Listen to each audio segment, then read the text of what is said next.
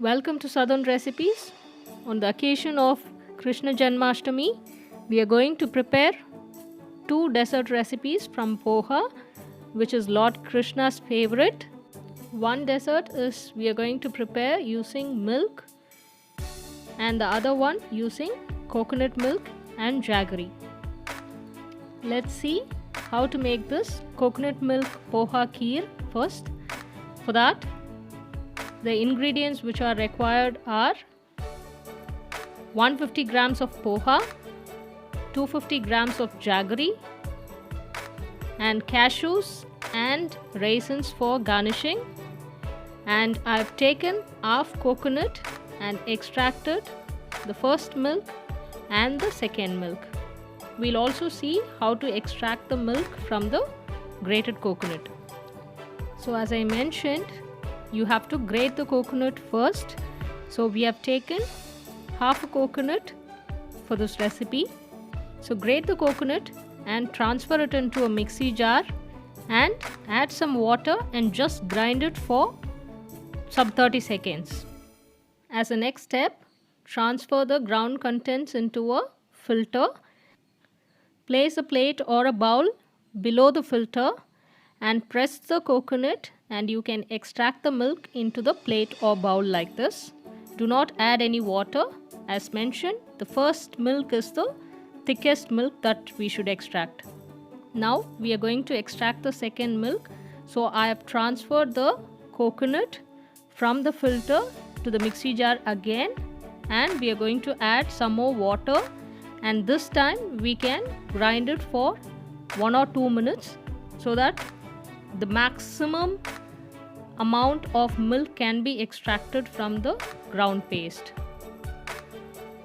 You can follow the same procedure for extracting the milk, but this time you can see that this milk will be in a much liquid form than the first milk.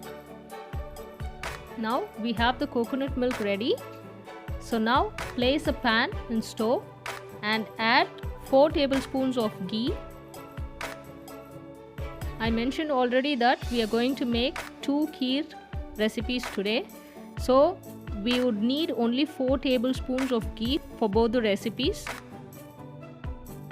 Roasting the poha in ghee is a common step for both the recipes. So I'll be roasting the entire 300 grams of poha and then separating it for 2 different kheers. Before that, let's roast the cashews first, and when it's 50% roasted, we have to add the raisins.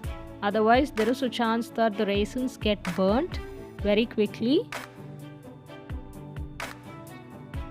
So now you can see that cashews is 50% roasted. So at this point, we can add the raisins we have taken. Both cashews and raisins have also been taken for both the recipes together. Once the raisins are roasted, we can transfer the cashews and raisins to the bowl, but let the ghee remain in the pan itself. Now we are going to fry the poha in the leftover ghee in the pan. So I have added the entire content of 300 grams of poha, which is required for 2 recipes together. The poha has to get roasted really well to get a nice kheer. Meanwhile, we'll boil the jaggery and get the syrup done. I have added 250 grams of jaggery to a vessel, and I'm adding 2.5 cups of water to it. Once the jaggery is dissolved in the boiled water, we can switch off the stove. Now getting back to the poha. So you can see that the poha is 50% roasted now. So the poha has to get roasted well, and you can see a change in color. So that's when we can decide that the poha is ready to be cooked.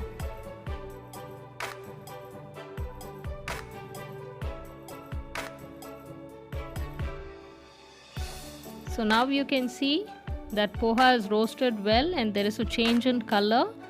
So now we are going to add the jaggery syrup to it using a filter.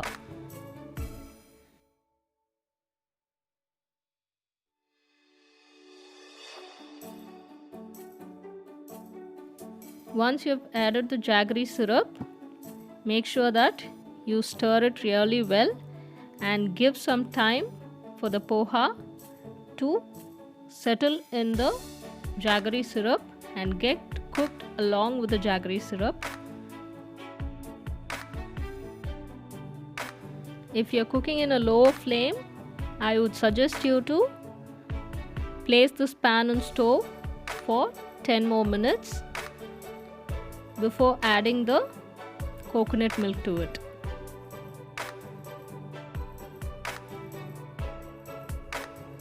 So now you can see that the mixture is getting thickened and the poha is getting cooked along with the jaggery.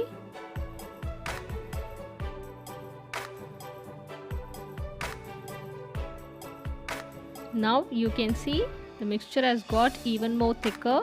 So we are going to add the extracted milk, which is the second milk.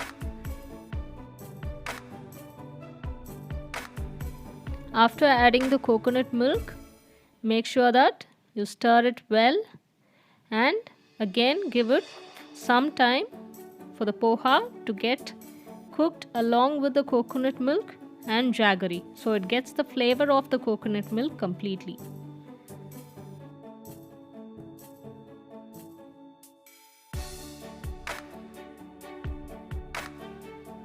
After 5 minutes, you can see that the mixture is getting lightly thicker. So at that point, we can add the extracted first milk. So we are going to add the first milk which is extracted. This is actually very thick in comparison to the second milk extracted.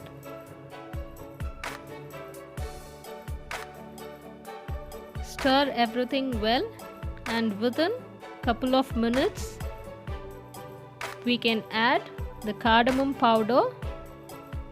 We can also add the dry ginger powder if you like it. I always use dry ginger and cardamom powder together, which will give a very good flavor.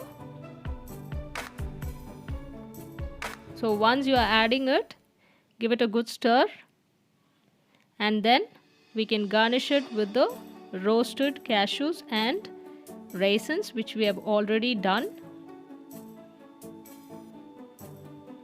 So once this is done, we can switch off the stove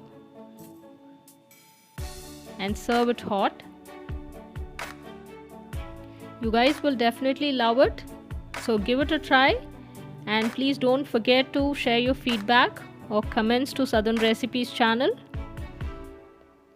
So next recipe is the milk poha kheer. Let's see what are the ingredients required. For milk poha kheer, we have used half liter of milk and 150 grams of poha. You can use sugar between 100 to 200 grams according to your taste, and I've taken cashews and raisins for garnishing. Now let's get into the recipe. Place a vessel in stove and pour the half liter of milk in the vessel. We have used the boiled milk, so let it not boil. So once it becomes hot, we can add the sugar.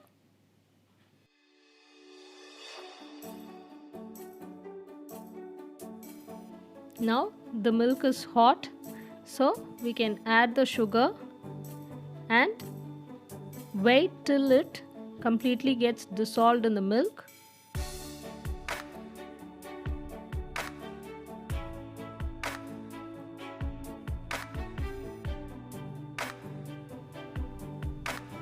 So check once again whether the sugar is completely dissolved, and once it's dissolved, you can add the roasted poha, which we have already done in the initial phase of this video. So people who are going to try only one recipe, please don't skip the step of roasting the poha, which I have done it before. So once the poha is added, stir everything well. So don't worry about the yellow color. It is the color of the ghee which is in the poha, that is roasted poha. The poha will get cooked along with the milk and will start absorbing the milk, and the poha will become soft, and you can see the milk getting reduced. So at this point you can add the cardamom powder or even the dry ginger powder as you wish, and you can garnish it with the roasted cashews and raisins, and you can switch off the stove. So now you can see that both the kheers are ready. So give it a try and share your comments with Southern Recipes channel. Please don't forget to subscribe Southern Recipes channel. Thank you guys.